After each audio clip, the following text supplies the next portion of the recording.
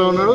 మేము చెప్తా ఉన్నాము, అల్లు అరవింద్ జాగ్రత్త, నువ్వు ఓన్లీ వేషాలు పగటి వేషాలు వేసుకొని మరి ఒక చెత్త సినిమా తీసినావు. అదే మన పుష్ప అంటే ఏంది, మన సామాజిక అంటే సమాజాన్ని బాగుపరిచే సినిమా, అది ఒక స్మగ్లర్ సినిమా. అది ఎర్రచందనం అమ్ముకోవడానికి నువ్వు చేసిన దందలను చూపించినావు.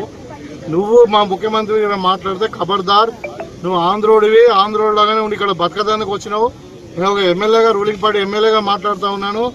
ఇవాళ మీకు ఇచ్చిన గౌరవాన్ని ఉంచి ఇక్కడ వ్యాపారం చేసుకోండి, కానీ మా ముఖ్యమంత్రి గారి మీద మాట్లాడినా ఇంకేదో నీకు ఉన్నది ఏందయ్యా? నువ్వు పగటి వేషగాడివి, డబ్బులు ఖర్చు పెట్టి డబ్బులు సంపాదించుకునే వ్యాపారస్తుడి, నువ్వు ఈ సమాజానికి ఏం చేసావు? నీ గౌరవం ఇవ్వాలి.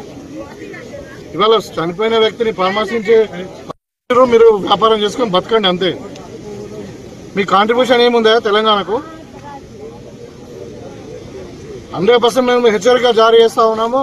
ఇంకా మన ఇంటి ముంగట కొంతమంది వాళ్ళు జాయింట్ యాక్షన్ కమిటీ వాళ్ళు ఏదో చేసినట్టు, కానీ ఖచ్చితంగా ఇట్లనే ఇదే పద్ధతిగా మార్చుకోకుంటే తప్పదంగా కాంగ్రెస్ శ్రేణులు కూడా తెలంగాణలో మీ సినిమాలు కూడా ఆడనీయం కొడుకు అని చెప్తా ఉన్నాం. ఒళ్ళు దగ్గర పెట్టుకొని మాట్లాడు. నువ్వు చేసింది ఏంది? పర్మిషన్ లేకుండా థియేటర్కి పోయినావు. అక్కడ ఇంకా నేను చెప్తా ఉన్నా, నేను మా ముఖ్యమంత్రి గారు చెప్పలే, కానీ అక్కడ జరిగిన సంఘటన ఏం తెలుసా? అక్కడ తొక్కిసలాటలో వ్యక్తి చనిపోయింది, ఒక లేడీ. ఈయన పర్మిషన్ లేకుండా కారు మీద జీప్ మీద ఎక్కి చేతులుపుకుంటూ పోతే అందరు దగ్గరకు వచ్చేసారు. దగ్గరకు వస్తే వాళ్ళ వీళ్ళు ఉంటారు కదా సెక్యూరిటీ, వాళ్ళందరూ కూడా తొక్కిసలాట అయిన తర్వాత ఇక్కడ పోలీసు వాళ్ళు చెప్పారు, ఏసీబీ పోయి ఏమని చెప్పిందంటే, అక్కడ మహిళ చనిపోయింది, ఇంకొక బాబు తీవ్రంగా గాయపడ్డారు సార్, మరి ఇక్కడ ఉండకండి, మీరు థియేటర్కి వెళ్ళిపోండి అంటే వాడు ఏమంటాడు తెలుసా? నరబలి అయిపోయింది, సినిమా హిట్ అవుతారంట ఆ ఫాల్తుగాడు మాట్లాడేది. మనకి అసలు మానవత్వం ఉందా విధవా?